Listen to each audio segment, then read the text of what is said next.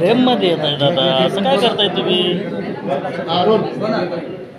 6 जानेवारीला संध्याकाळी 5 वाजता डॉक्टर बाबासाहेब आंबेडकरांच्या पुतळ्याजवळ निर्भय बनो ही जाहीर सभा होणार आहे। त्यामध्ये त्यांचं नेतृत्व जे आहे ते डॉक्टर विशंबर चौधरी आणि ॲडव्होकेट आसिम सरोदेजी हे करणार आहेत। आम्ही पिंपरी चिंचवडच्या वतीने, पिंपरी चिंचवड शहराच्या वतीने सर्व पक्षीय आणि सामाजिक संघटना यांच्या वतीने आज या ठिकाणी जाहीर आवाहन करतो की आपण या सभेला उपस्थित राहावं। गेले 10 वर्ष ह्या देशाचा जो कारभार चालू आहे आणि ज्या पद्धतीने देश चालू आहे त्याच्यामुळं संपूर्ण जनता ही त्रस्त झालेली आहे आणि संविधान हे संविधानाची चौकट मोडण्याचं काम देखील चालू आहे।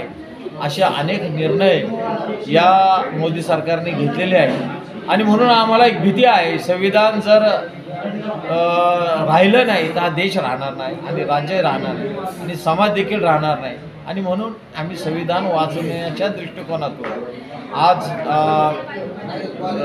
ॲडव्होकेट आसिम सरोदे आणि विशंबर चौधरी यांनी ही प्रबोधनाची मोहीम संपूर्ण महाराष्ट्रामध्ये जी राबवलेली आहे आणि सत्य परिस्थिती काय आहे, संविधान काय आहे, राज्य सरकार देशातील सरकार राज्य कसं करतं यासाठी जे काही निर्णय योग्य पद्धतीने घ्यायचे होते पण ते घेतले गेले नाहीत आणि त्यामुळे देशाचं किती मोठं नुकसान होतं आणि या देशामध्ये ज्या काही घटना घडलेल्या आहेत मग ते मणिपूरच्या घटना असो, शेतकऱ्यांचं जे आंदोलन असो, आता परवाचं वाहतूकदारांचं आंदोलन असो, अशा किंवा आज ज्युडिशियरीवर फार मोठा त्याचा प्रभाव आहे, इलेक्शन कमिशनवर फार मोठा आहे। म्हणजे थोडक्यात ज्या संविधानिक संस्था आहेत त्या सर्व संविधानिक संस्था यांनी ताब्यात घेतलेल्या आहे आणि 2च लोकांचं राज्य या संपूर्ण देशावर चालू आहे आणि म्हणून यांची जी हुकुमशाही ही उलटून टाकण्याच्या दृष्टिकोनातून 2024ला जे लोकसभेचे इलेक्शन होणार आहे त्या इलेक्शनमध्ये लोकांना प्रबोधित करण्यासाठी, जागरूक करण्यासाठी आम्ही सर्व पक्षीय लोक आम्ही या ठिकाणी आलेलो आहोत। त्यामध्ये आमचे संयोजक मानवजी कांबळे आहेत, कैलासजी कदम आहेत, त्यानंतर आमचे बेंद्रेजी आहेत, सर्व पक्षी आहेत, त्यानंतर प्रतापजी गुरव आहेत, सगळेच प्रकाशजी जाधव, सर्व पक्षाचे लोक आहेत या ठिकाणी। तर आम्ही निश्चितपणे ही सभा आम्ही यशस्वी करू, सर्व पक्षीय सभा आम्ही यशस्वी करून पिंपरी चिंचवडला च्या नागरिकांना मतदान राजाला आम्ही जागरूक करणार।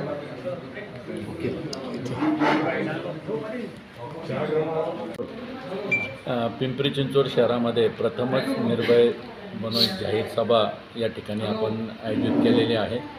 येत्या 6 तारखेला ही सभा आंबेडकर चौकामध्ये सायंकाळी 5 वाजता होते आणि त्याला मार्गदर्शन करण्यासाठी ज्यांनी हा पुढाकार घेतलेला आहे असे डॉक्टर विशंबर चौधरी आणि ॲडव्होकेट आसिम शेख तर ह्या मंडळींनी हा जो अभियान सुरू केलेला आहे आणि सर्वपक्षीय यामध्ये सर्वजण सहभागी आहे। इंडिया आघाडीच्या सर्व टीम्सच्या माध्यमातून आणि इतर सर्व संस्थांच्या माध्यमातून बाकीच्या ज्या काही संस्था आहेत किंवा इतर काही सामाजिक संस्था आहेत या सर्वांच्या माध्यमातून ही सभा होते। तर मी आपल्या माध्यमातून सर्व नागरिकांना आवाहन करतो की आपण 6 तारखेला सायंकाळी 5 वाजता डॉक्टर बाबासाहेब आंबेडकर चौकामध्ये या सभेसाठी उपस्थित राहावं आणि या सभेची उपस्थिती राहून ही सभा जास्तीत जास्त प्रमाणात एक चांगली सभा होईल अशा पद्धतीनं आपल्या सर्वांना या माध्यमातून मी विनंती करतो। धन्यवाद।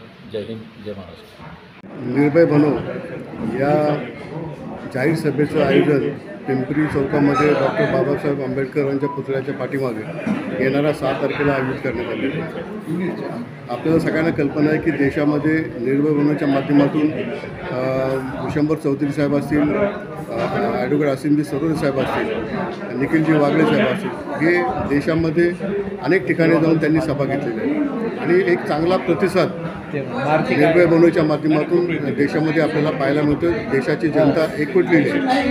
करदाता हवालदिल झालेला आहे. कामगार, कष्टकरी, सगळ्या जाती धर्माचा घटक, शेतकरी हे हवालदिल झालेलं आहे. आणि हे सगळे ह्या सभेला मोठ्या प्रमाणात त्या ठिकाणी येत आहेत आणि ह्या सभेला सगळीकडे चांगला प्रतिसाद मिळतो. या देशामध्ये जो कोणी बोलायला पुढे येईल आपल्याला कल्पना आहे की त्याच्यावरती CBI असेल, IT असेल, ED असेल, तुमची पोलिसांचा भाग असेल, अशा सगळ्याच्या माध्यमातून प्रत्येकाला त्या ठिकाणी घाबरण्याचं काम, घाबरवण्याचं काम या देशामध्ये चाललेलं आहे. आणि आत्ताच ज्या पद्धतीने देशाचे पंतप्रधान स्वतःला हिंदुत्ववादी समजत आहेत आणि त्यांनी काय केलेलं आहे आज आपल्याला सगळ्यांना कल्पना आहे. राम मंदिराचं उद्घाटन म्हणजे त्याचं जीर्णोद्धार म्हणजे ज्या तारखेला त्यांनी घेतलेलं आहे तो पौष महिना आहे. या पौष महिन्यामध्ये राम मंदिराचं त्या ठिकाणी उद्घाटन हे कसं काय त्यांनी ठेवलं आहे हा मुळात समोर सगळ्यांचा मुद्दा आहे. कारण पौष महिन्यामध्ये नवीन लग्न झालेलं मुलगा मुलगी आपल्या एकमेकांचे चेहरेसुद्धा बघत नाही. पण ह्या पौष महिन्यामध्ये राम मंदिराचं उद्घाटन ठेवले मोदी साहेबांनी. त्याचा निश्चितपणे आम्हाला त्या ठिकाणी आश्चर्य वाटतं की पौष महिना कसा काय त्यांनी निवडला. म्हणजे फक्त लोकसभेच्या निवडणुका डोळ्यासमोर ठेवून हा मुहूर्त त्यांनी काढला का. हिंदुत्ववादी स्वतःला समजता तुम्ही, मग हिंदुत्ववादी समजत असताना पौष महिना तुम्हाला कसं काय तो आठवला नाही हा मुळात आमच्या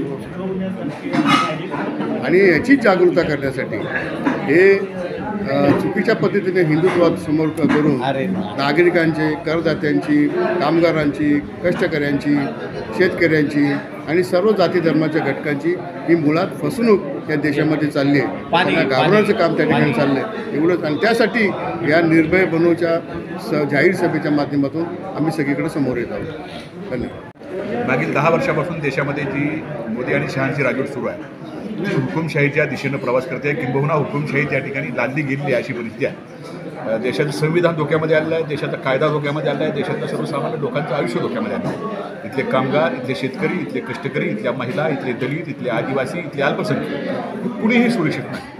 आपण काल पाहिलं असेल की ट्रक चालकांचा सुद्धा संप झाला, ट्रक ड्रायव्हरसुद्धा या ठिकाणी सुरक्षित नाही अशी परिस्थिती आहे. आणि त्या सगळ्या लोकांना त्यांचं आयुष्य अडचणीत आणणारे कायदे या ठिकाणी संसदेमध्ये विरोधी पक्षाच्या 150पेक्षा अधिक लोकांना, खासदारांना होलसेलमध्ये निलंबित करून विरोधकांशिवाय संमत केले जातात. म्हणजे विरोधकांना पूर्णपणे नेस्तनाबूत करण्याची कारवाई किंवा नेस्तनाबूत करण्याचं धोरण मोदी शहांनी या ठिकाणी अवलंबलेलं आपण पाहतो.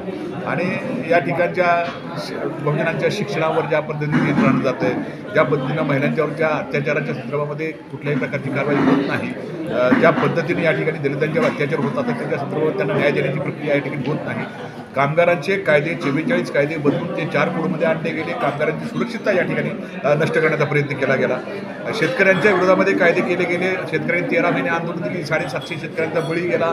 त्याच्यानंतर त्यांनी स्थगिती दिलेली आहे. अजून ते कायदे आणणार की कायदे मागे घेतील का त्यांनी अजून मागे घेतलेले नाही. पुन्हा आता त्यांनी काल जाहीर केले की CAA NRCचे कायदे आम्ही जानेवारीमध्ये संमत करणार आहोत. याचा अर्थ या देशातल्या अल्पसंख्याकांनी, या देशातल्या सर्वसामान्य लोकांनी इथे सुखाने जगावं की नाही असा प्रश्न या निमित्तानं निर्माण होतो. आणि मग अशा वातावरणामध्ये हे सरकार 2024मध्ये पुन्हा सत्तेवर येता कामा नये यासाठी म्हणून ॲडव्होकेट असीम सरोदे, डॉक्टर विश्वंभर चौधरी आणि निखिल वागळे यांनी गेल्या 6 महिन्यापूर्वीपासून निर्भय बनो नावाची एक अभियान या राज्यामध्ये सुरू केलेलं आहे. आणि संपूर्ण महाराष्ट्रभरामध्ये जाऊन सर्वसामान्य लोकांना लोकशाहीची मूल्य, संविधानाचे मूल्य, त्याचबरोबर या देशाचं कायद्याचं महत्त्व हे समजावून सांगण्याचा प्रयत्न करतायत. आणि त्यांना प्रचंड प्रतिसाद सर्वसामान्य लोकांचा मिळतो आहे. आणि त्याच ज्याच्यावर पिंपरी चिंचवड शहर कामगार निघते, त्या कामगार निधीमध्ये त्यांच्यासाठी कामगारांना त्या ठिकाणी न्याय मिळावा, त्या कष्टकऱ्यांना न्याय मिळावा यासाठी म्हणून या सभेचं नियोजन आम्ही 6 तारखेला 6 जानेवारीला